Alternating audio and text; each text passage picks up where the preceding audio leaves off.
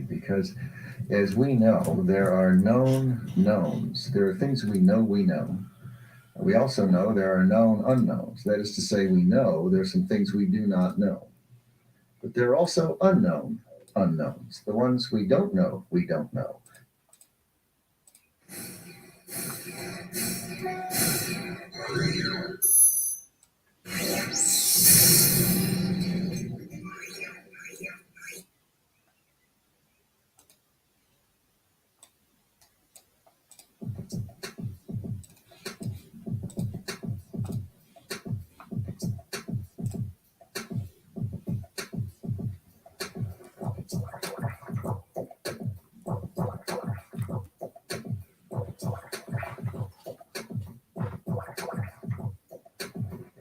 Should I speak? Should I speak? What if I ever chose to do a non-speaking podcast? Would y'all hold it against me? Huh? If I did it in sign language, would y'all hold it against me? OMG. Is the music a little bit loud? I don't know.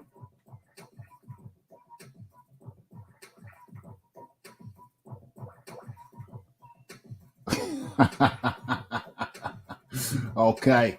Hello and welcome. I think the music's a little bit loud on my end. Let me just take it down a notch. Okay. That's more respectable. Hello and welcome to the Raphael Dawkins Combat Radio. There's a link. Have I dropped it in? I've dropped the link in. Let me pin that. Hold on. As a matter of fact, rat-tat-tat-tat. Let's do the sound check. Let's make sure everything is correct and copacetic. Okay, let's drop down the music just for one tiny second. Let's see what's going on over here. Let's take it back a bit though. Let's do the sound check. Let's make sure everything is correct and copacetic. I think that's okay. I think that's acceptable. Music could be a bit louder on this end. Maybe. But anyway, let's get it back in. Okay. So let's have a look. What's going on here? Let's pin that. Okay, we're good. Duty's done. Sound check done. Duty's done. Let's drop that down. Okay, and let's get this thing started correctly. Hello and welcome. You are in tune to. You have already done that bit. Okay, Raphael Dawkins Combat Radio. And what we're talking about tonight, I think you know what we're talking about tonight. What's the title of the show? It's Joshua leaves Sky for Dazn. Mega deal. I don't know anything about it. I got an article. So we're going to go through this together. Let's just move this thing over here like so. Okay, that sounds good in my ears. So we're going to go through this thing together. Okay, as a matter of fact, where is the thumbnail? Let's have a look at the thumbnail. Let's bring the thumbnail up so we can see what else is on the menu. Okay. Let's have a... Oh, that ain't it. That's not it. Let's get this thing up properly and correctly. Okay, that's good. And let's share the thumbnail. Boom, boom, boom. Okay. You should be seeing that now. Well, you'll see it in a few seconds because we're live, so there's a delay. When you watch the replay, if you watch the replay, then everything will be instantaneous because the delay gets taken out and everything gets synced up. Okay. So let's bring in the Big Boys Boxing straight away. Big Boys Boxing, how do you do? We're all good over here, Ref. Hope you're doing well, mate. Yeah, well, it's I've had a couple of interesting incidences couple of interesting incidences, which the Raphie talks about. But hold on a second. Uno momento. First, let me just go through this thumbnail with you. Okay, so top left, we got anthonyjoshua. We're going to be talking about the Dazn deal. We got Richard Riakporheturchi on the top right versus Tuche. And then we got the Puerto Rican vampire. Bottom left goes by the name of Edgarberlanga. And then we got the New Zealand Samoa, who signed a deal with Sky.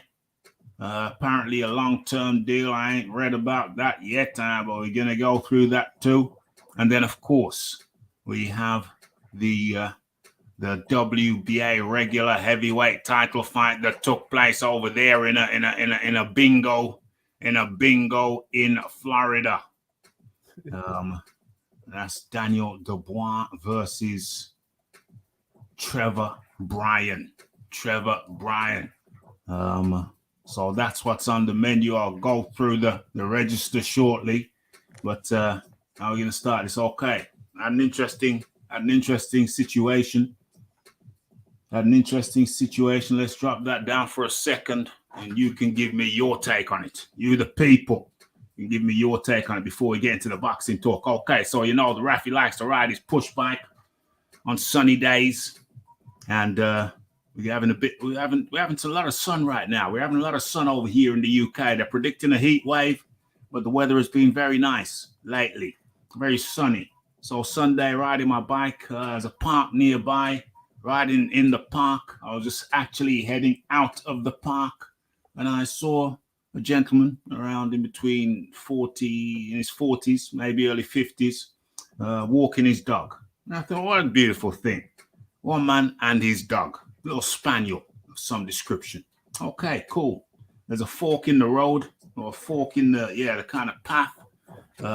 He was going down, and I was going up. He was going down left, I was going up right. And at that fork, the exact fork, I saw the fellow's happy little spaniel. He answered a call of duty. Okay, solids. Okay, cool.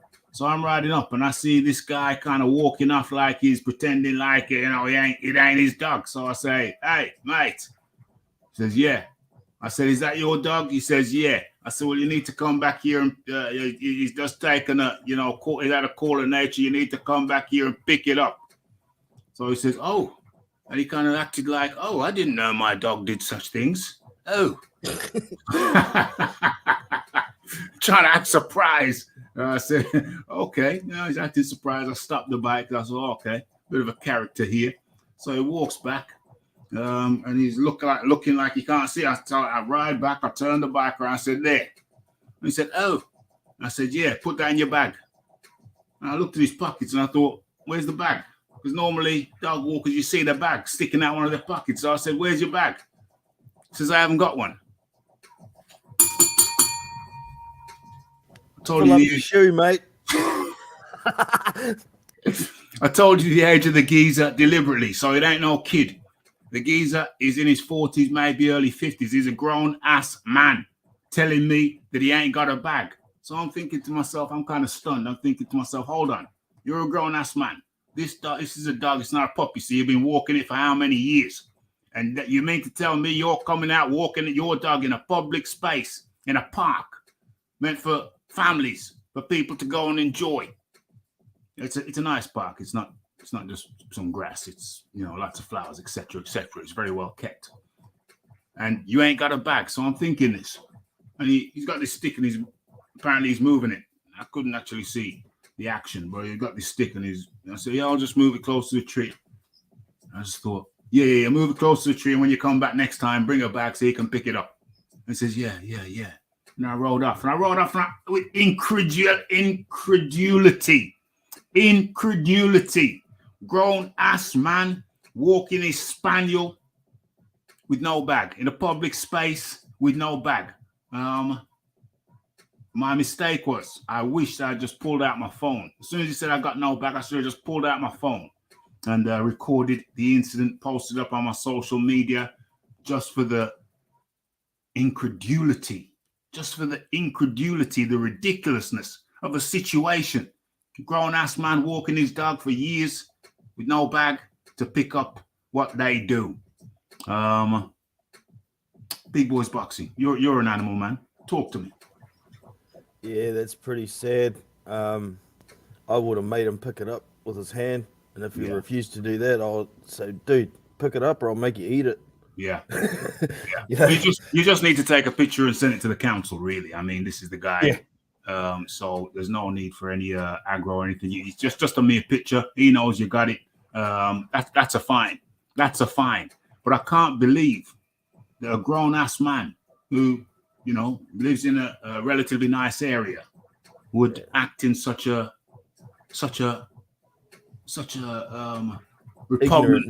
ignorant and repugnant manner. I couldn't believe it. Those types of people get on my goat, man. I really don't like people like that.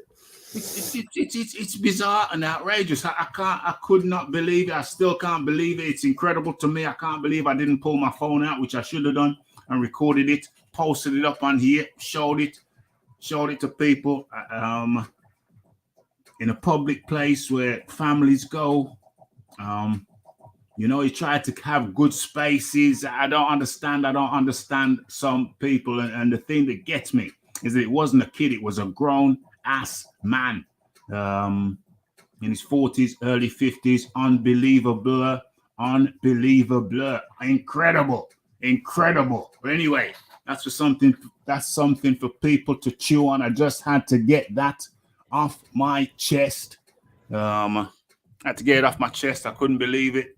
If I see him again, we're gonna have a conversation. I'll be very polite, but you know, how are you walking your dog without a bag? Anyway, I irritated the Raphie.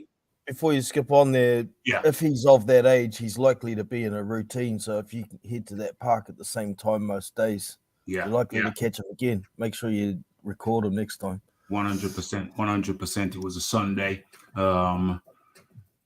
But definitely, I don't know how I didn't record him. I'll definitely record him next time. I can't believe that in 2022, someone thinks they can walk somewhere with their dog. I've got nothing against the dog. Very lovely dog, happy spaniel.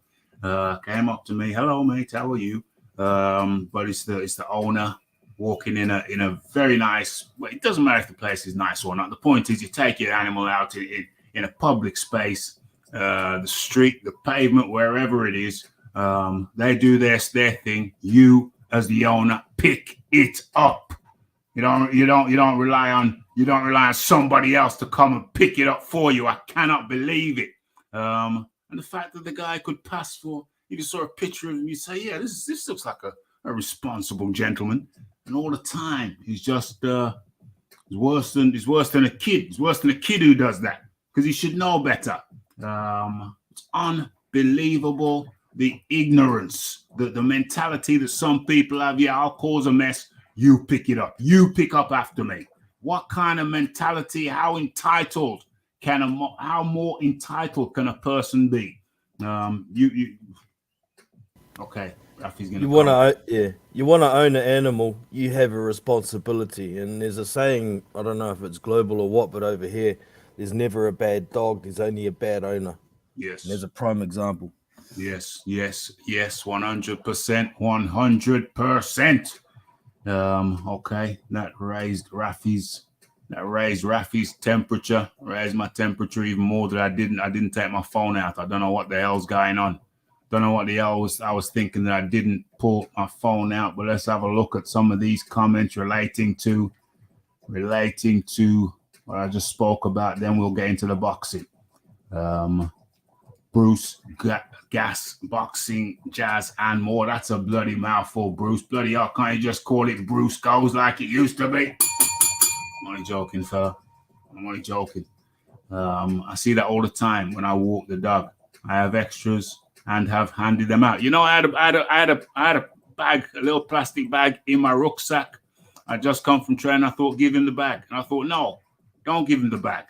Don't give him the bag. Let him. But I should have given the. Anyway, there's lots of ways you could have handled it. I could have given the bag, but I thought, nah, Get your own bag. Get your own bag in future. You know what I'm saying? You're a grown-ass man. Act like it. Handed them out. Yeah, that was an option. That was an option for sure. What else have we got on that topic? Philip Khan Roberts, kids play in parks, that sort of thing is disgraceful. Yo, hey, you raised my blood pressure, but it raised my blood pressure even more when I rode off and I thought, what an utter liberty of a man of that age. Can't say he didn't know. Can't say he didn't know, but you know, don't worry. Don't worry, Raphie's on it. Raphie's on it. Raphie will be circling that park. No worries. My pit bull hates those kind of people. My pit bull hates those kind of people. Okay. So in comes the man like the Iron Kong. Iron Kong. How do you do? Drought-like conditions down here on the island. It's summertime. No rain has been falling. But that's still not going to stop me from taking baths. No. I want to encourage you people traveling, coming down here. It's also no excuse for you to not take baths. Today, I had the displeasure of being around a couple non-natives, let me say. Visitors, yeah.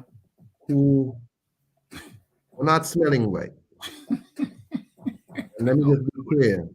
Not because we have drought-like conditions mean the water's off. Still, wash your backside, please. Yeah. What about At showers? least go for a swim. There's a beach right there everywhere you go. At least, but it ain't nothing worse when these people are like in the city area and they smell. Oh gosh. Just I don't know if they think, oh, I'm on a tropical island. I could just walk around and just be free. No. You can't. Your stink can't be free. You need to discipline your body odor. That's my contribution. What's up, Raphie? What's up, big boy? How you doing, man? Well, there's been some body odor issues after work. I was in the gym. And there was certainly some body odor issues in the gym. I was wondering where's it come from, because it comes from a certain. I don't want to point fingers, but there's a particular demographic over here. I find in gyms a particular demographic. I'm not going to name and shame. But there's a particular demographic who feel that they can wear a shirt or a t-shirt rather to the gym, sweat in it, and then wear it again the next day. There's a demographic who feel that, and they're so very wrong. I thought it would have been one of those demographics who had this stink trail. You went to a certain part of the gym and there was a cloud. It wasn't a trail, it was a cloud. There was a stink cloud. There was a stink cloud, body odor. And I know and recognize that smell. It's this when the sweat has dried into a garment and the idiot concerned wears it again the next day. And I was very surprised who it was, because I walked past the guy, I thought it couldn't be him. And I walked past him a couple of times, doing things, and it was him. And I thought he should know better. Maybe it's a mistake on him, but that thing stunk. You cannot, warning for all gym users or people in general. You can't wear something, sweat in it, and then wear it again the next day. Next time you walk past them, just go, sup, skunk. Maybe you get the message. Just drop a bar of salt by his feet or something. You know what I mean? Just wash your sweaty garments. Wash your sweaty garments. The stench which emanates from a sweat-stained garment, which is then worn again the next day, is terrible, utterly terrible. I had to move away from that area and just do my things and be mindful of who's where and do my thing. I've got a particular corner.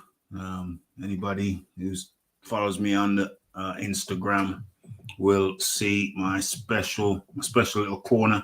I have a few of my little cronies in that corner, and it's nice and fresh and fragrant. Follow the rules of good hygiene. Wash your body, wash your clothes. Okay, so there's two rants already. The dog, the geezer who doesn't walk with a dog bag to pick up his dog's doings, unbelievable. and the body odor thing, which Kong smelt over there, and I smelt it over here in the UK. Yeah, I smelt it in the shop next to the gym as well. So it looks like some people are leaving the gym, some stinkers are leaving the gym and going into the shop next to the gym, and I smelt that stink cloud in there too. I need to put up some signs and posters. Wash your shizzle when you're amongst people. Okay, let's get into this thing without any further delay. No messing around. Where is it? Let me share the screen. I haven't read this myself. Oh no, that's not it. This is it. Boom. Okay. Hopefully that's sharing now. What's going on here? Oh yeah. Hello to everybody up in the chat. Okay, let's press on. Let's press on with this thing. It's breaking. It's groundbreaking. Apparently. What is this? What is this? What is that? Okay, that's good. No. Let's correct. Let's get these things in the proper order. Okay, that's good now. As a matter of fact, let's drop the banner. Let's drop a banner in there so people know what we're talking about. Okay. Anthony Joshua. No, that's not it. Hold on. Let's edit that. Joshua leaves Sky Sports. Is it Sports? Yeah. I knew there was no O in there. I knew I left out the O. Sports for Brown mega deal for Dazn. Let's say Dazn mega deal.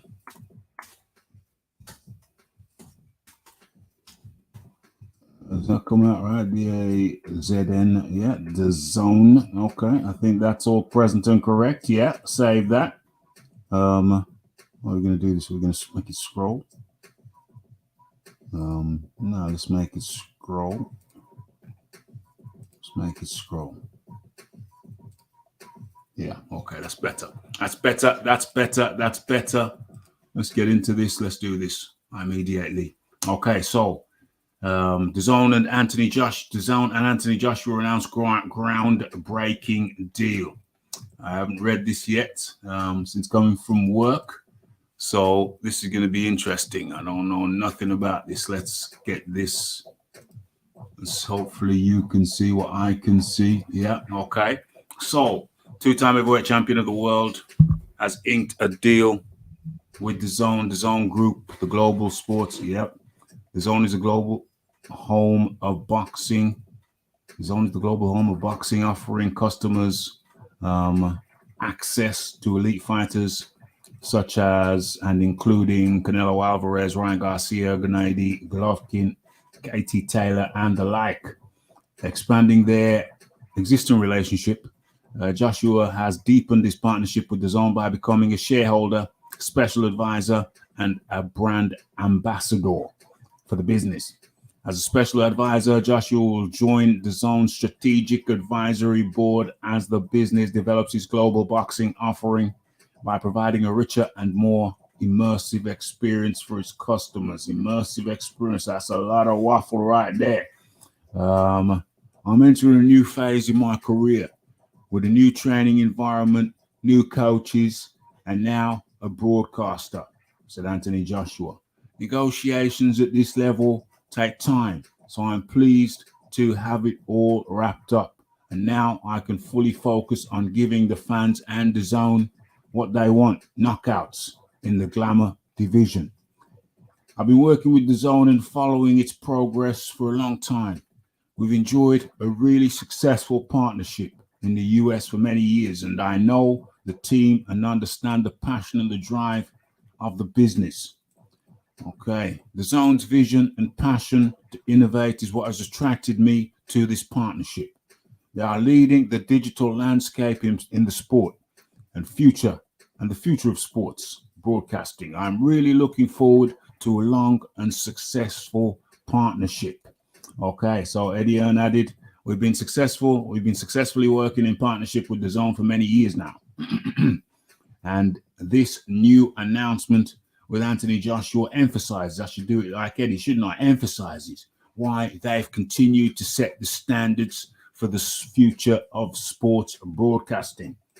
We have shared the vision. Yeah, okay. AJ is usually popular, influential sportsman, said Shay Sergev, CEO of the Dazn Group. His alignment with us and his investment in our business speaks volumes.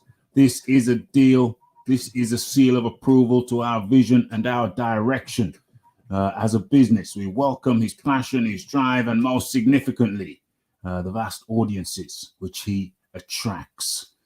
Okay, we're really impressed with the vision. Oh, okay, so that's it. Okay, we managed to get through this. I thought it was going to take longer. We're really impressed with the Dazn's vision. We are delighted to have concluded this landmark agreement with Dazn. I would like to thank the whole team of Dazn, blah, blah, blah. 258 management are talking there. What's this here?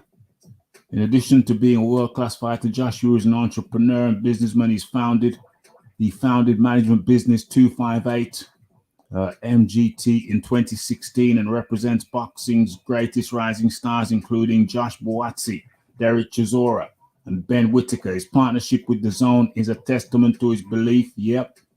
Okay, yeah, so it's good. You don't talk about the Monet. I've heard other articles talk about the Monet.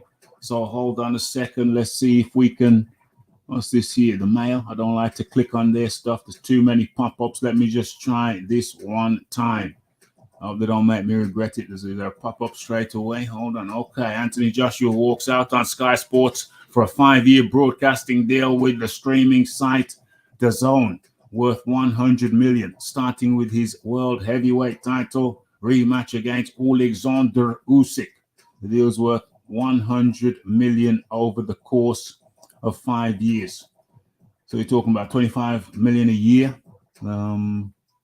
What's that? Okay, so obviously we're gonna have to batten down those figures, but that's all we know at the moment. Big Boys Boxing, you want to lead the way on this one? Yeah, well, smart move, I think. Kind of exhausted his well, not really exhausted, but Sky, where he was fighting, where he was contracted to, was only in the UK. He's fighting all over the place now, so why not sign with Dazn? And I think now's a good time to do it too.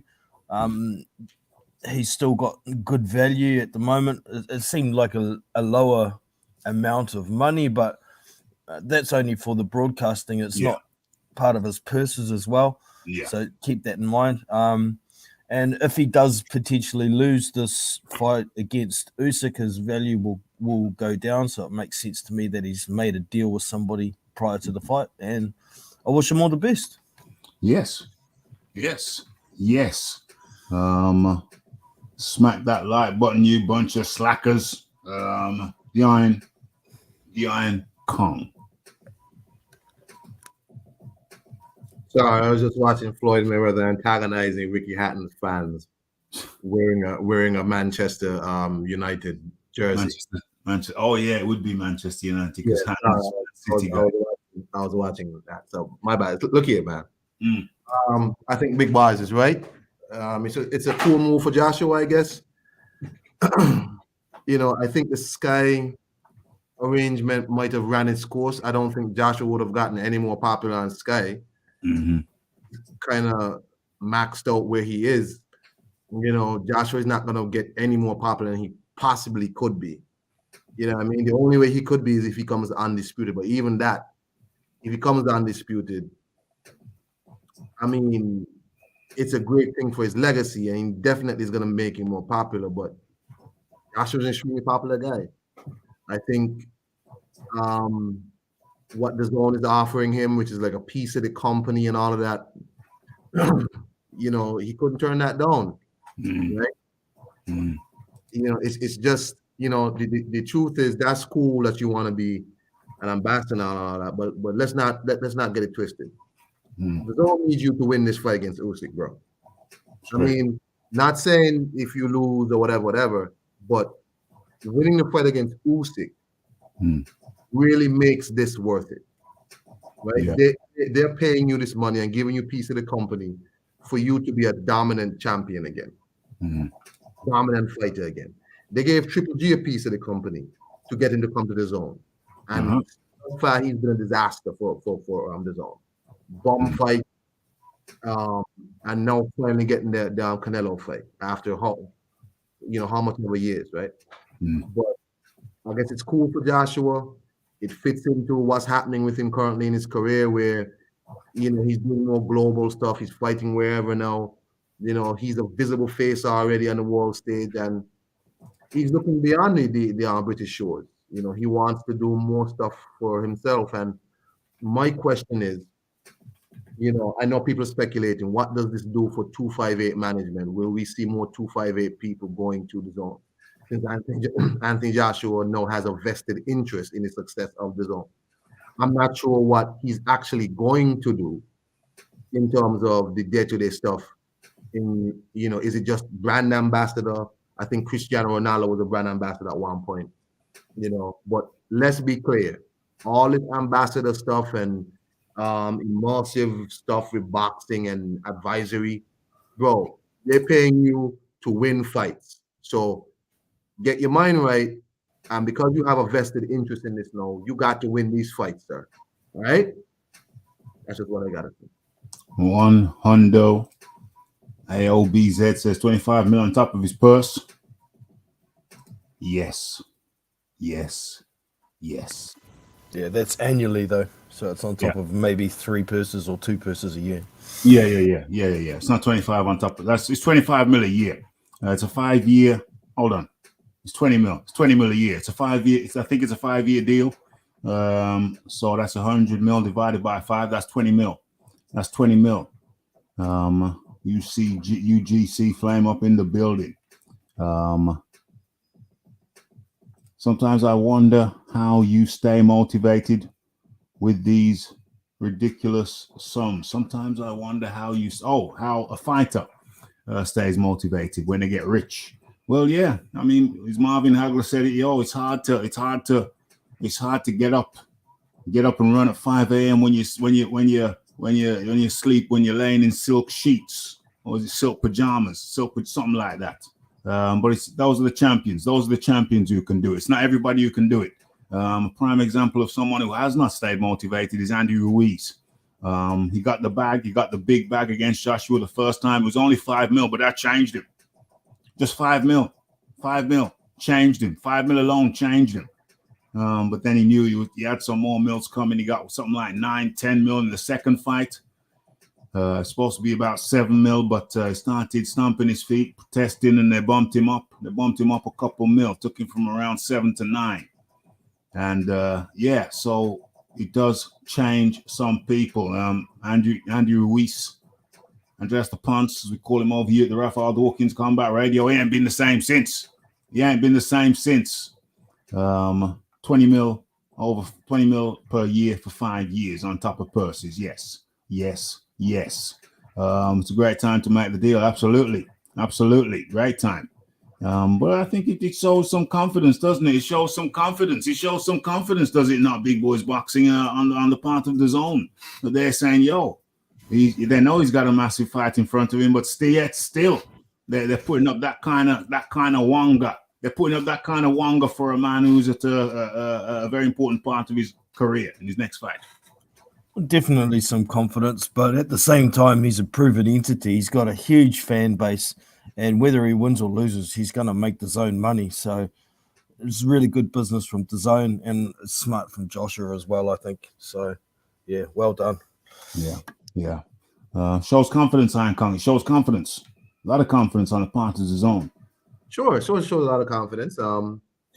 I think even if he wins, great against Usyk. That's what they need. That's what they want. But if he loses, Joshua is still involved in a lot of big heavyweight fights. It really doesn't matter. The heavyweight pool does not have a lot of super popular people. It really does. It is only 3 maybe super popular people, and he's definitely the most popular one, maybe. And it is a lot of confidence in that he can bring eyeballs to the zone. It's a big gamble, but again, again, you know, let's be honest. They need Joshua to win the fight. This would justify everything. They'll work with it if he loses, but they want this man to win. So it's a lot of confidence there, but you know, they need him to win this fight. And that's real tough. You know what I mean? But I'm glad he made the move. Good move for him. Puts him in a position to help himself, help his business, help his fighters. You know what I mean? Make some different moves. I don't mind it at all. This is more of a forward-thinking move from Joshua, like thinking long ahead. You know? So I respect it. For real. AJ not cashing a gyro anytime soon. No, I don't think he's going to be on benefits. Don't think he's going to be playing in benefits anytime soon. That's a big boy meal. It's a big bag. It's a big bag and a big boy meal for sure. There ain't no Scooby snacks. AJ has to win. Yeah, preferably. Preferably he would win. I'm talking about AJ winning. Okay, let's get into the first or the second thing now. The second thing, which ties into the first thing. Okay, so AJ's the guy who I forget his name, but I did a video on it. The guy who runs AJ's training camps or arranges them said that Robert Garcia, we're gonna see the fruits. We're gonna see some fruits bearing from the tree of the union between Angel Fernandez, I think his name is, Joshua's head coach, and Robert Garcia, the guy they brought in, the experienced head they brought in. The cat said, you're gonna see the fruits. You're gonna see some of the fruits of Robert Garcia being in camp, being in Riakpor's camp. Richard Riakpor, who fought Touche, the Italian Touche. I don't know how you pronounce that. We're gonna see some of the fruits of the fruits of the tree of that union between Fernandez and Garcia. Training Joshua, but also training the cats in Joshua's training camp. A 258 guys or 285 management situation. And that's what he said. And Richard Riakpor, who's kind of wind up guy. It takes him a while to wind up, slowly wind up like a dynamo, and he progresses through the fight and he gets better through the fight and starts lining things up through the fight. Well, not this time. Richard Riakpor just came out to Touche and smacked him in the belly in the second round, and that is all she wrote. And Kong, did you see that fight? That's actually the first time I saw. Was that the first time I saw a Riakpor fight? I think so. I never seen it live before. I got my daddy stream working, and I know people say like he's kind of boring or whatever, but I never seen him. I didn't even see the Billiam Smith fight, so I don't have nothing to compare it to. I don't have nothing, but it was a good performance. Looked very dominant. Stopped it in emphatic fashion, and that's it. You know what I mean? I don't have nothing to compare it to, but he looks like somebody you can build off of. Let me ask you and Big Boys, from what y'all have seen before, did he look much different to y'all since working with? I guess he's working with Robert Garcia also now. Yeah. So not to lean on y'all. Yeah, Big Boys Boxing. Yeah, I've only seen him fight a couple of times, but it's hard to take too much from this fight because it wasn't really long enough to get too much from it. It was only a couple of rounds. I was expecting it to go maybe 6 or 7. Where this Tucci guy down a bit. This Tucci guy seemed pretty durable. Yeah. So it was kind of unexpected. I even missed the first round. So, I was busy trying to sort kids out, and I thought, I'll just sort this out and I'll come back, and then sat down and bang, dude's out of there. So I can't comment too much on that performance, but just judging by looking at what's on paper, I think he must have improved some. I'm looking forward to seeing him fight a little bit more often. I did see that Billiam Smith fight and thought he could have sat down on his punches a lot better and been a bit more aggressive in that fight. Yeah. But well done, Richard Riakpor. Yeah, that's what Richard Riakporhe is like. He's not one of my favorite guys. I mean, I'm biased. I have a bias. I'll set my bias. I like guys who started boxing early. I like guys who started boxing early as a kid, and they just got steeped. They just got steeped in the game, and so when you eventually start seeing them, you're not just seeing them. You're seeing a lot of work. You're seeing like what somebody starts boxing at 10, the age of 10. By the time they get to 25, they're 15 years deep. 15 years deep in the game. Those are the guys I prefer. But you got cats like there are a lot of these new jacks now. A lot of these new jacks coming into the game. They don't have a particularly deep amateur record. I think Riakporhe, correct me if I'm wrong, people, he came into the game late also. So he's a late comer. So not really seasoned in the game. So they're always playing catch up. So that's my reservation against a lot of these new jacks, Richard Riakporhe included. They're learning things that you know, people who started at 10 they learned when they were learning when they were 13. They're learning things now that, you know, some of these kids who started when they were 10 they learned that when they was 13, 14, and they've been refining that. And now a lot of these new cats, they're just learning stuff. So that's my reservation with the new jacks, with the new jacks. However, Richard Riakporhe, yeah, he did impress me. He's working with Garcia now as well as Angel Fernandez, and early. He's normally a guy who settles into a fight, but early, just unleashed. Not even with the right hand, but with the left. It was a left to the body. As a matter of fact, rat-tat-tat-tat, let me show you. Okay, so let's have a look at this. It was a second round. What is it? What was it? It was the 1 minute 37 of the second round. Only 33 actually. 1 minute 33 when he landed. What did he land? Well, it was a left hook to the body. Boom. And those shots typically look like nothing. I think they work best when it goes across the body rather than just sink into the body. Having said that, if you sink it into the body, that's going to be a hell of a shockwave too. So either way, it's a left hook to the floating rib. Let's have a quick look at that again. Left hook to the floating rib area. OMG. And the effect was immediate. Down goes Tuche. And went down.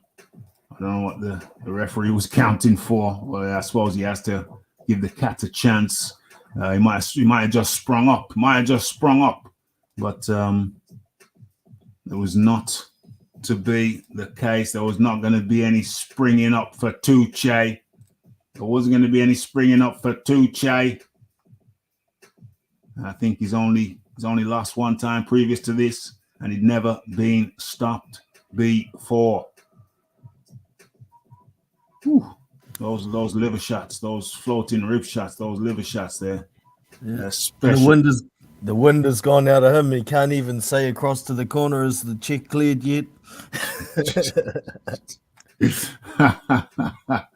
I think he's saying check, please. I think he's saying could I have the bill, waiter? I think that will be all. I don't think we'll be. I certainly shan't be staying around for dessert. And the referee trying to give him every chance in the world.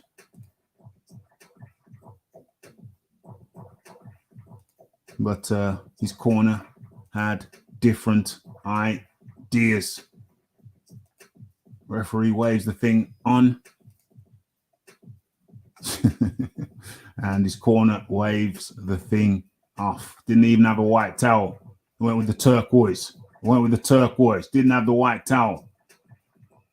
Boom. And it was over. And that was a victory for Richard Riakporhe. Normally a slow build-up. Powerful guy, but not really what you'd call an exciting fighter in general. More methodical. But this time, working with Garcia, he had a more of a pep in his step, and pulled out a scintillating win. I do love those wins. I do love those body shot KOs. What's this? Like he went back down to his knees after the fight called off. He was done, man. He was done. Can't breathe. He was done. Riakporheturchi is a bit one-paced, but he has improved immensely. I agree. Bit one-paced. Heavyweight stable. Yeah, we're going to get to Josephparker at some point. He's on the menu. What's going on here? Okay, a lot of talk about Parker. Riakporheturchi looking very decent. He'll be under pressure. What's this here? Marcel. Big moment. AJ, Old Sky, any... chat, do you think AJ Old Sky any loyalty? I don't. Well, it's about contracts, isn't it? It's about contracts. Me? Loyalty? Well, he was loyal to them. When they were paying him, he was loyal to them. And then when the contract ended, he was a free agent to look elsewhere. He took the opportunity to look elsewhere and he found a better deal. So there, to me, there has not been no disloyalty. That's my perspective. Big boys box. Fact of the matter is, Sky made a lot of money off Anthony Joshua. If anybody owes anything to anybody, it would be Sky owing Joshua to me. But when it comes down to it, at the end of the day, they couldn't offer anything as attractive as Dazn could, and Anthony Joshua made a big decision, and I think he's made the right one, to be honest. Yes. I just think it's interesting that, you know, because not the person who made the comment, but I have seen the conversation on social media about, disloyalty, whatever. I think Big Boy said it right. Sky made a lot of money off of Joshua. I have never heard Joshua shirk from any of his responsibilities at Sky, whether as a fighter. 1 second, please. Sorry. Yeah, no, I agree. I don't think he shied away from his responsibilities. He fulfilled his Yep. Back in the room. I don't remember him shirking any of his media responsibilities, any of his public appearances, anything from Sky. So he fulfilled whatever contract he had, all the fights he had for multiple years upon multiple years upon multiple years. Okay. Yeah. Sky benefited majorly from Anthony Joshua, and that's where it ends. All right. So what the zone could have offered in terms of ownership and ambassadors, whatever, Sky couldn't. They're just not set up like that. The zone was trying their hardest to get a foothold, and they did what they did. I think the zone did a strong move. It was a power play, and they were successful. I didn't expect the zone to get Anthony Joshua, but I agree with Big Boys. I mean, this is a good move for Joshua. He's pretty much, maxed out what he could do at Sky. What is it? Just make some more money? He's making money at the zone, and the zone gave him some other things on the top of that. So there you go. Yes. Yeah, man, and the zone is a global entity. There's plenty of room for growth there. Whereas, like you were saying earlier, Kong, he's pretty much done everything he can do with Sky because it's only in the UK. Yeah. Exactamundo. Okay, so people are talking about it, so let the people have their way. What we're looking at now, we're looking at the Josephparker situation. Let me pull up something on that. Josephparker format now complete. What? Josephparker signs. There we go. Okay, so let me bring that up. Let me share that. People have got a lot of opinions on the matter. I think I can summarize this fairly quickly. Let's get it up so people can see for themselves. That seems like a. Oh, there it is. It's right there. It's right there. Okay, let's get into it. Let's talk about it right about now. Okay, so Joseph Parker, former world heavyweight champion, signs a long-term deal with a boxer. Okay, let's see if you can see that now. Let's bring that up just a fraction, shall we? In the interest of clarity. Okay, don't know if you got bigger. Okay, so former world champion Joseph Parker vows to fight absolutely anyone as he looks to return to the top of the heavyweight division. New Zealander has signed a new long-term deal with boxer, with his fights to be shown on Sky Sports. Okay, there's Joseph. Okay, and boxer have announced the signing of a form. Yeah, okay. Joseph Parker, 30 wins, 2 losses, 21 KOs. New Zealander has fought and beaten a host of the world's top heavyweights during his career. Currently ranked number 4 in the world by Ring Magazine, number 2 by the WBO, and number 3 by the WBC. Parker's presence in the upper echelon of the heavyweight ranks has been long-standing, and yet he's just 30 years of age. Okay. In signing with Ben Shalom and boxer. He said, "I'm excited for the next phase of my career where I'll become a 2-time world champion on Sky Sports, the best TV platform in sports. I've had a great relationship with Sky in the past with many great fights." Boxer CEO Ben Shalom added, "This is a massive signing for boxer. Joe is one of the best heavyweights in the world, and we're delighted to welcome him to our team." I'm absolutely thrilled that Joseph is joining us. I've known Joe for years. He's always brought entertainment and will fight anybody. News of Parker's debut for boxer and Sky Sports will be announced in the near future. Okay. Yeah, and come.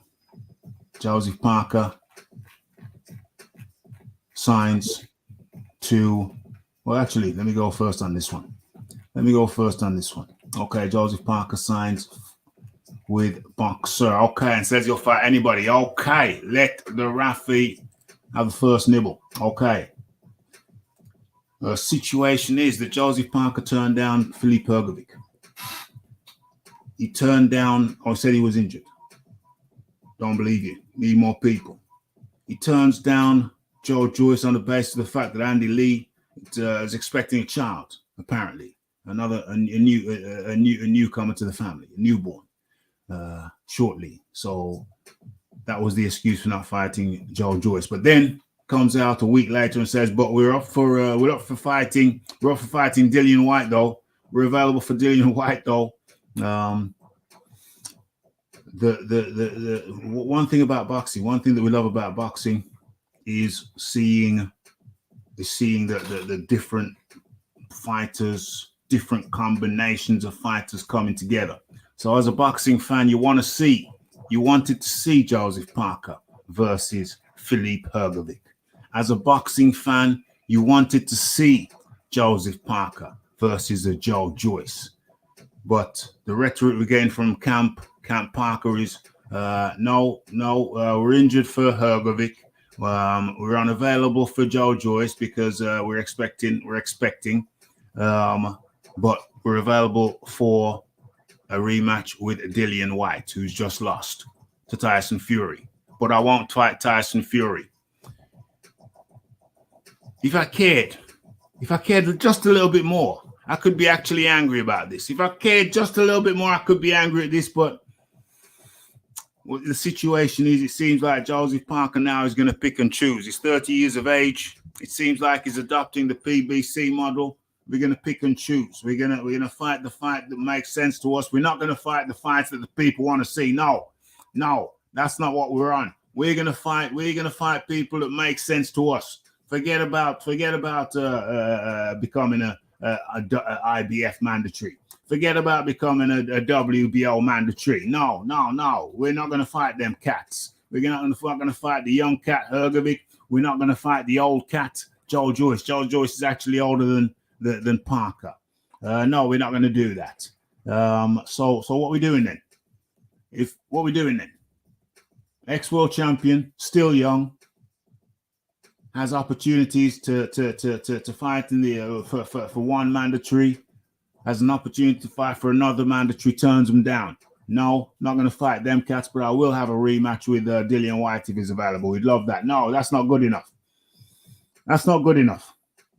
As boxing fans, we want to see new combinations of fights. We want to see new combinations. Man's still at the top, 30 years of age, still young. But no, I ain't gonna fight him. But I will do a reheat. Who wants to go next? Yeah, I'm here if you want me. Yeah.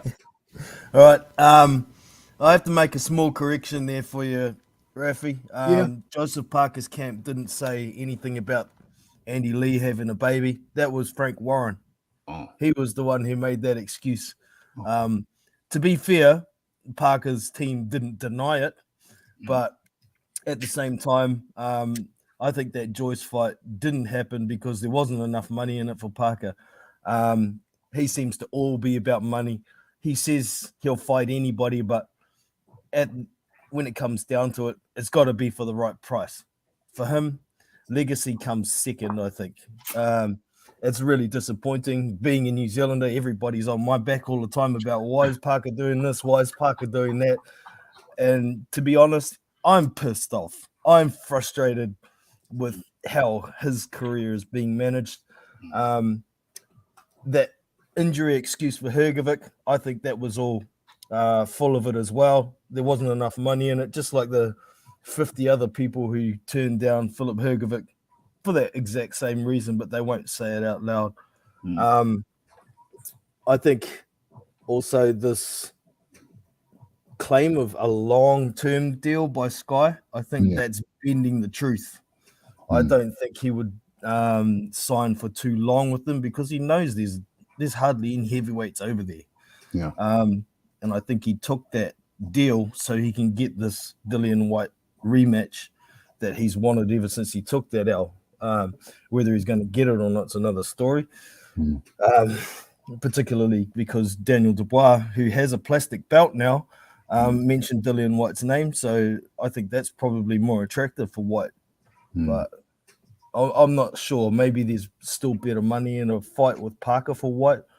I don't know. But yeah, as a New Zealander, I am extremely frustrated with Joseph Parker and how he's running his career. So the Iron Kong. Again, Joseph Parker is only useful if he's fighting against a very popular opponent. If Joseph Parker is the A side, that's not like nobody's excited. But if Joseph Parker is fighting against Chisora, well, people are going to tune in because they want to see if Chisora can beat Parker.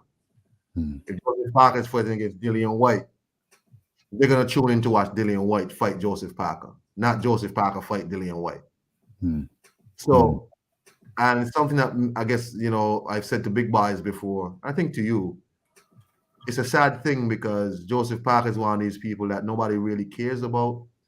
It's they don't particularly like him, but they also don't particularly dislike him. So people are not tuning in because, I like this guy. He's a really good guy, He fights everybody, has a great attitude, has great role model for, none of that, because he doesn't do a lot of public stuff. You don't really see him in public, you don't really see him on social media. Like it's just really strange. But he's also not a villain where he's the arrogant guy, he's a mouthy guy, he's a bad boy, he's none of that. So he's not the baby face, and he's also not the heel. Yeah. Right. So my opinion of him signing with Sky is I don't understand. Okay, you turned on Hrgovic because there wasn't enough money. I remember Eddie Hearn saying, we could work out a different deal than what's there. We could work out a different deal. It's not, it's not an issue. But I blame Eddie Hearn because Eddie Hearn got him on the tomato can diet, fighting Leah Pye and Shondell Winters and all these other people, He spoiled him.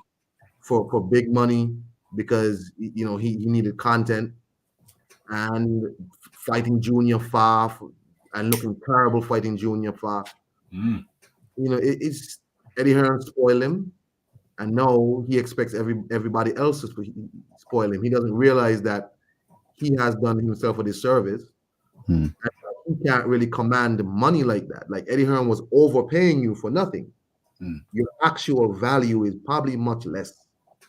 That's the truth. So you really need to put a step on it and involve yourself in fights like Joe Joyce and Hergovich. Yeah. To start building your name again. You can't keep nickel and diming people. But this is Eddie Hearn's fault. I blame Eddie for this.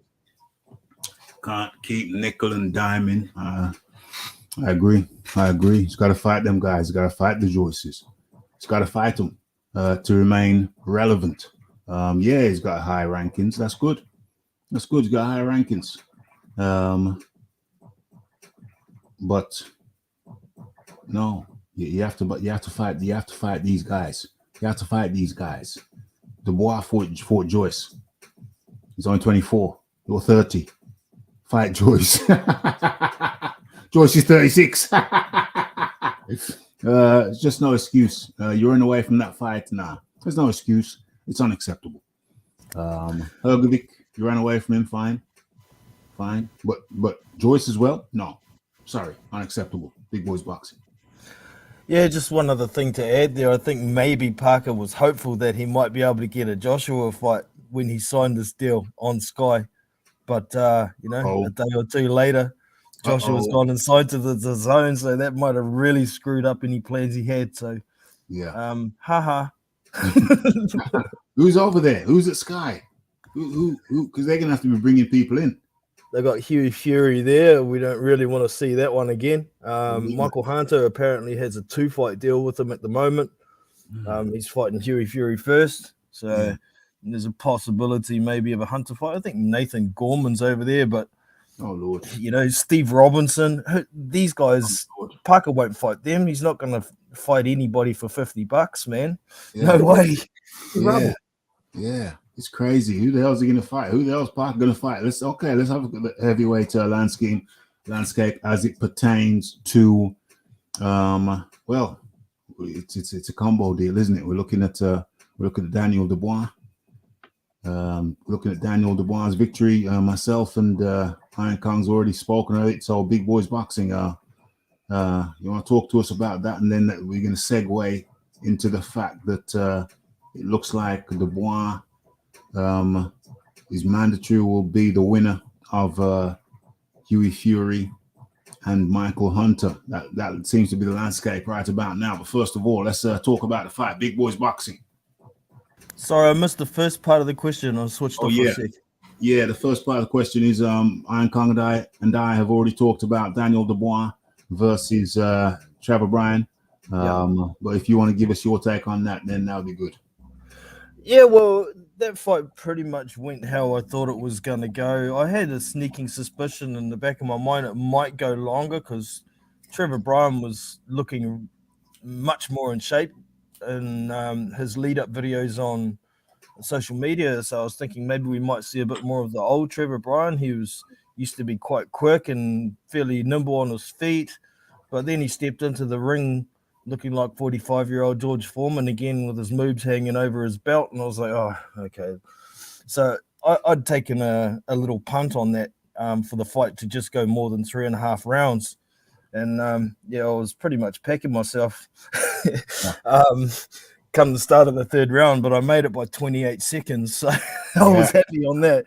Yeah. But I was really surprised that trevorbryan was surprised he wasn't the favorite going into the fight. It's like, do you not know anything about Daniel Dubois? This kid can punch. Yeah. He's got a longer reach than you. He did lose to Joe Joyce, but that was accumulation from a broken face from somebody who has a a mule punch for a jab, a mule kick for a jab. And Trevor Bryan's best attribute was always his jab, but nothing like what Joe Joyce was doing to him. Now, I was really surprised that he didn't jab. He pretty much didn't punch at all in the first round. It's like he was thinking he could weather a storm from this young power puncher and try and pour it on later. But, man, he would have had to weather 5 rounds of it, not just one.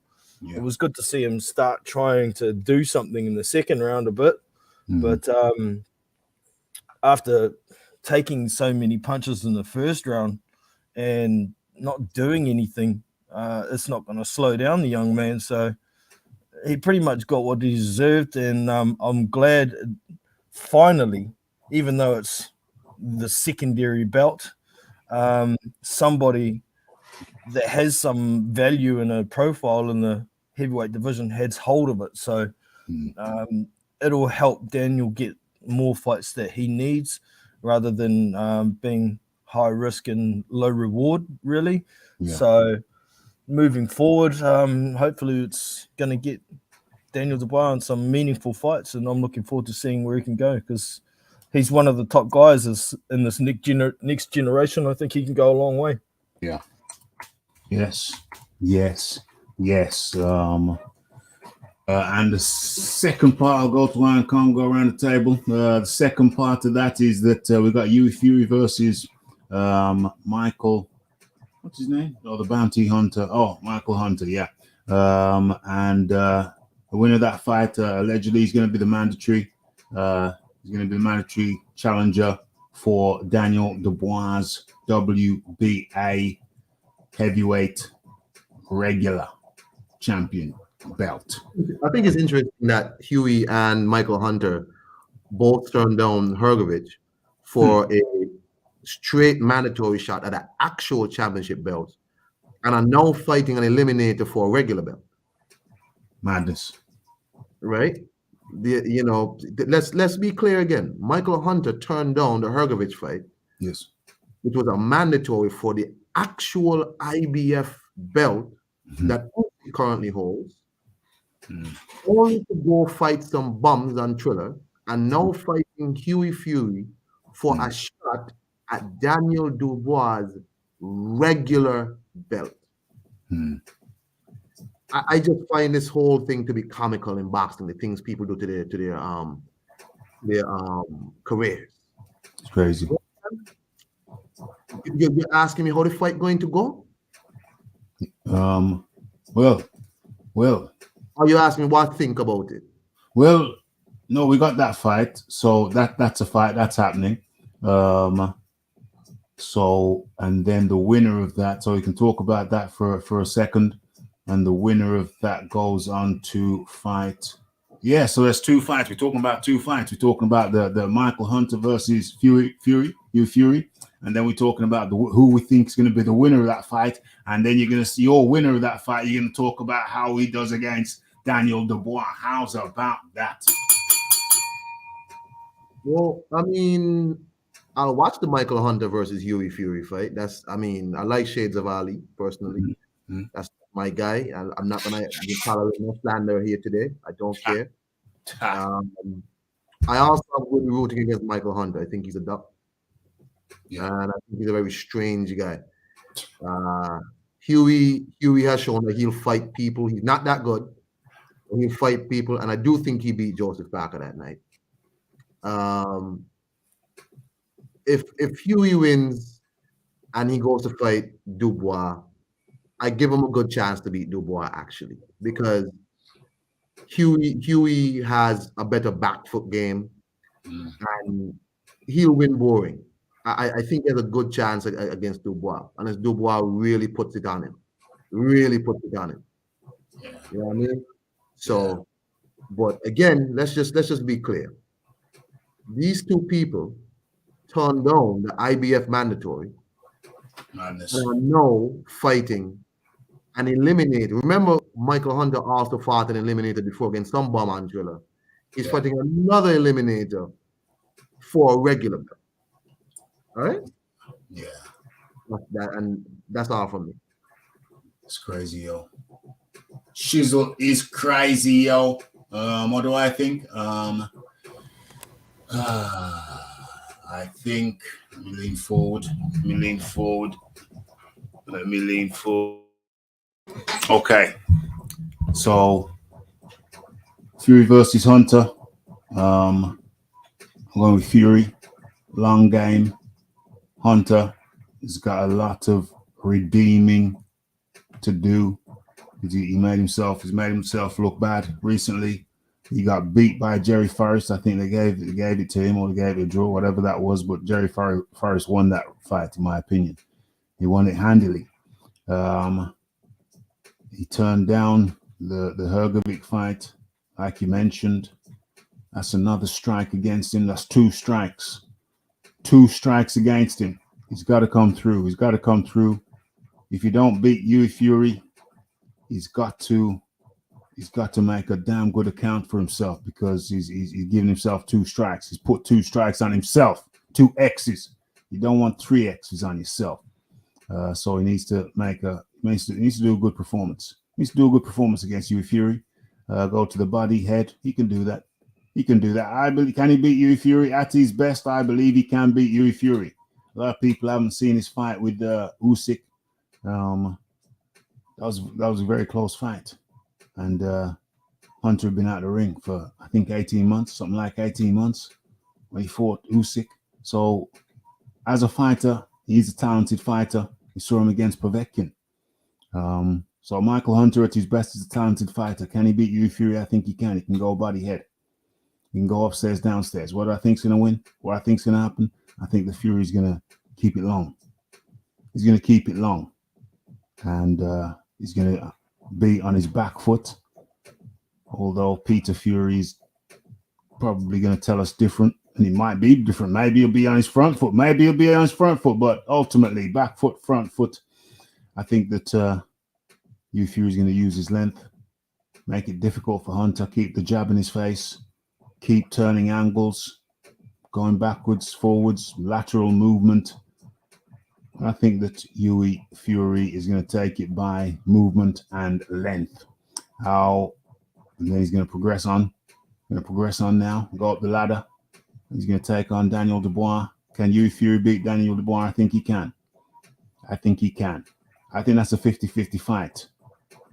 Hughie Fury versus Daniel Dubois. I think that's a 50-50 fight. Who do I go with ultimately? Lord have mercy. That is a 50-50 fight. I find it difficult to make can I defer? May I defer? May I say 50-50 for now, and as we get closer, make a decision? Yeah, I'm gonna stay with that for now. Hughie Fury versus Daniel Dubois to me is a 50-50 fight. OMG. Yeah. Big Woods Boxing. Yes, well, Hunter v Fury. It could be a very interesting fight. I think, like you say, Raphie, Hunter could possibly beat Hughie, but for me, he's going to have to turn back the clock. He looked like gash when he fought Jerry Forrest, and I agree, he did lose that fight. Michael Hunter got the house fighter's preference, got away with the draw out of that. He was very lucky. Whether it's because he's actually on the decline or whether he took Jerry Forrest lightly, you make your own determinations on that. I think it's possibly he did take Jerry Forrest a little lightly, didn't train as hard as he could. But I think he knows very well what Hughie Fury brings, and he's going to have to train very well. He's fast. He can be elusive. And I'm pretty sure Hughie Fury has a rock-solid chin, so I don't think there's much chance of Michael Hunter stopping him. He's got a pretty good gas tank as well, so the only way Michael could stop him, I think, would be accumulation and tire Hughie out, but I can't see that happening. But Hughie Fury, since he took, I think it was that loss to Pulev, he's trying to implement a lot more aggression in his game. It's good to see because prior to that, he's the fighter that sticks out as the guy in the heavyweight division who'll put you to sleep. Yeah. So, and not in the knock you out kind of way. No. So yeah, he More like has the a good. roofie, more like the roofie type of way. That's the one. That's the one. So yeah, I see Huey actually trying to stay on the front foot a lot more in this fight, and I think Michael Hunter will be the one trying to pop in and out. But I don't think he's any faster or any slower than Huey Fury. So it's going to be very interesting. I'd like to see Huey not telegraph his punches so much. That's a big.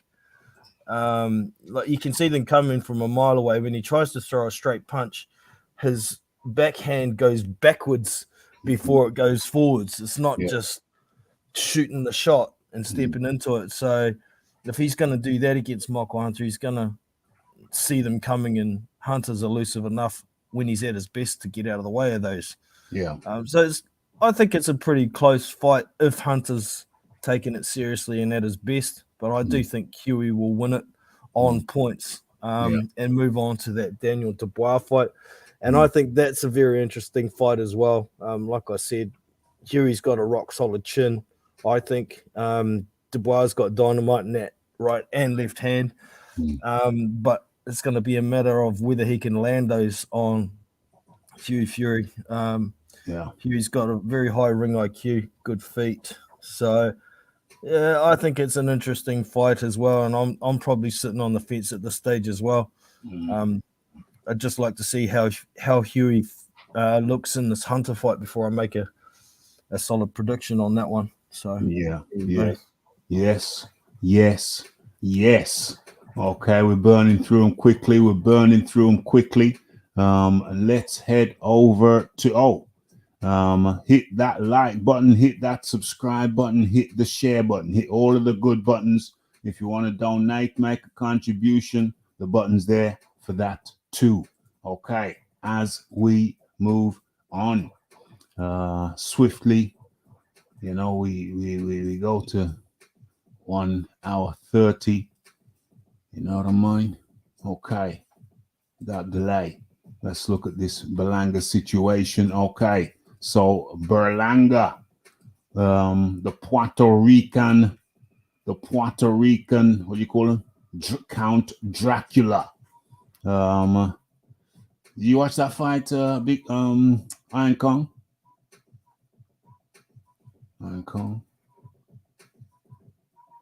Did you watch that fight? Sorry. Did you watch that fight, Iron Kong? I did watch some of it, not all of it, because I don't like watching Berlanga fight. I did not watch that fight.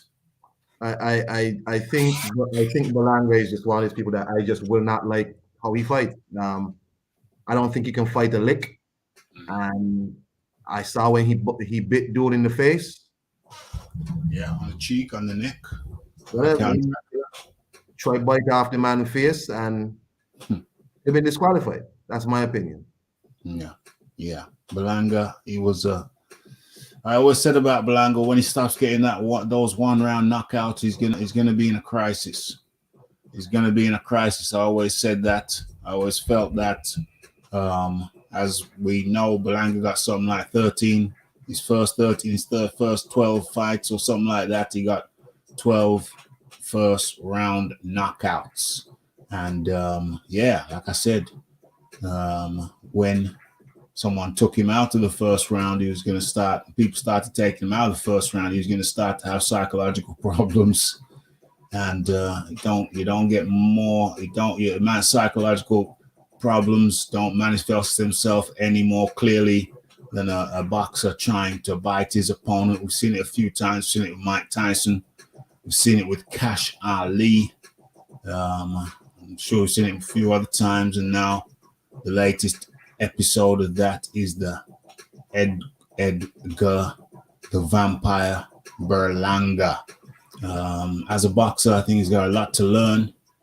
Those first 12, 13 first round knockouts didn't help him at all. Well, it helped him. It helped his name. It helped get his name out there and raise his profile. But then, what about the boxing skills behind it is still very much, to me, a novice boxer. He looks like a novice boxer. I've read the reports. I heard that he was on his dancing feet. He was on his dancing feet. Maybe he felt that if he just stood there, he'd get knocked out. So yeah, but the biting thing is crazy to me. It's crazy to me. The big boys boxing. Yeah, I watched it, and I'm pretty much done watching Edgarberlanga. By the way, it was his first 16 fights were all first round knockouts. Wow. He was considered a phenomenon, but yeah, once he got taken out of that first round, it was pretty much over for that phenomenon for me. The first guy to do it was Demon Nicholson. He went to the final round and 8 in that one. But yeah, he was on his bike trying to select punches. He just doesn't sit down on his punches anymore. He's not interesting to watch. And then topping it off with trying to bite the dude. Come on, man. That should have been a disqualification on video replay. That was disgusting. So, yeah, I'm done watching Edgarberlanga. He's not exciting anymore. And just to mention on that card, there was Josue Vargas was on that card, coming back from a knockout loss in the first round to Jose Cepeda. And this guy he was fighting was supposed to be a tune-up, a guy Linger, and he got knocked out in the second round. And that one's I had to laugh because Josue Vargas has got a big mouth on him. He talked up a storm. So I like seeing these guys get their just desserts. So I just had to throw that in there. Yeah, absolutely. 100% Berlanga. I don't know. I don't like watching him fight anymore. Like I said, I will go back and watch some highlights. But yeah, like everybody said, he's not fun to watch. Those first 16 rounds. First round knockouts didn't help him not a lick other than to get his profile out there. But now his profile out there, you got to have something to back it. And it seems that wasn't working out in training. You'd have thought they'd tried to get him ready so that when the time comes and he does come out of the first round, he was like, oh, he's got boxing skills too. But that has not been the case. He looked very, very so-so against Rolls. That to me was a very even fight. What were we saying? Just to mention too that the cards that came out for that fight, the judges only gave Angulo 1 and 2 rounds. Wow. I thought that was disgusting because I think he won about 4 rounds. Yeah. So he got the house fighter preference, but to a max. It was disgusting. Yeah, absolutely. That's what I heard. That's what I've read. What we're saying here. Leon Figures up in the building. Good to have you, Leon. You come just at the tail end of the show. I was going to rewind. Looks over for Josu. What am I missing here? Josue Vargas, yeah. Oh, got you. Yeah, he took a good hiding, boy. That was bad. Dying. Dakota Linger was the guy's name who beat him up. The Vargas fight was a farce. The ref let it go on way too long. The doctor went up on the canvas to stop. Wow.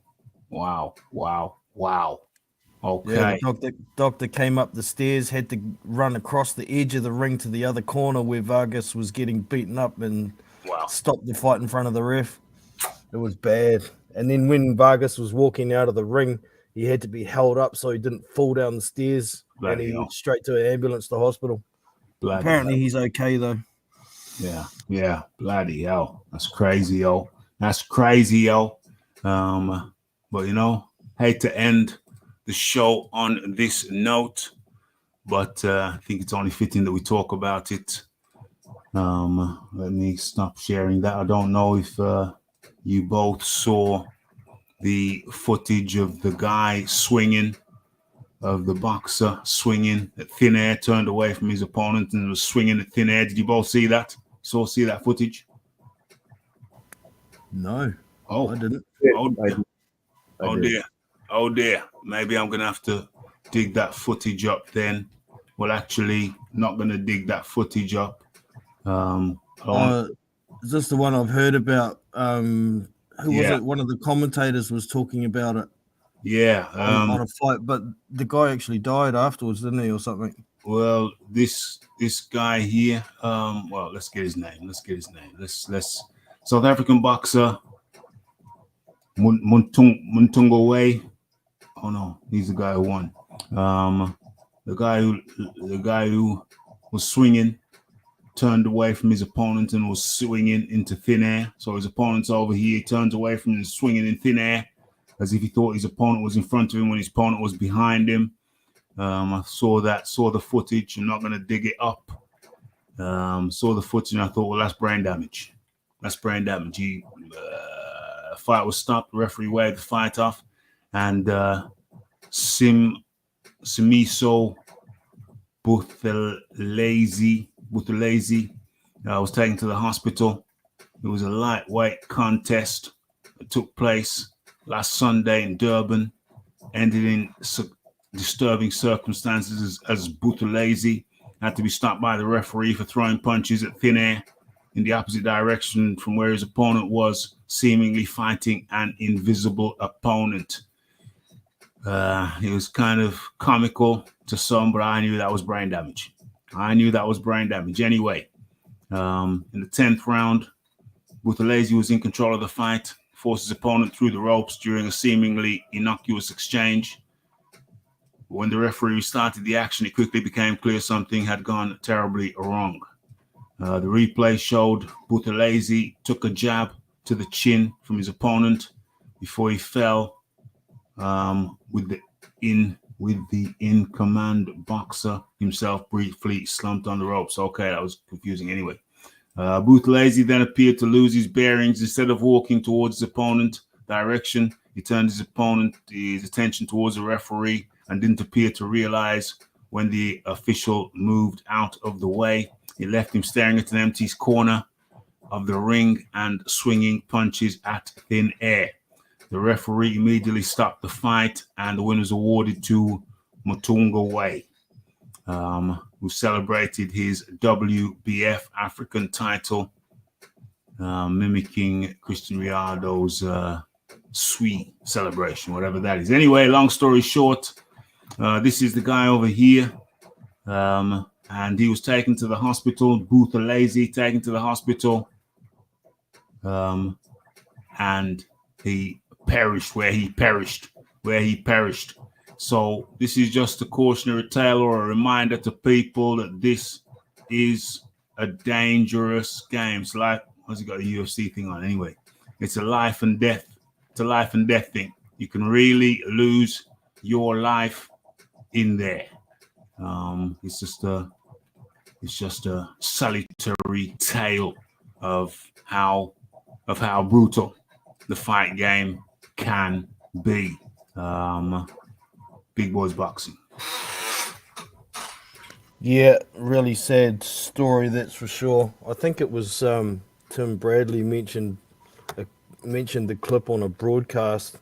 I didn't know anything about it, but somebody let me know that the boxer had perished, and it was in really bad taste of Bradley to mention it live on a broadcast like that. Yeah. I'm not sure he knew that the boxer had died.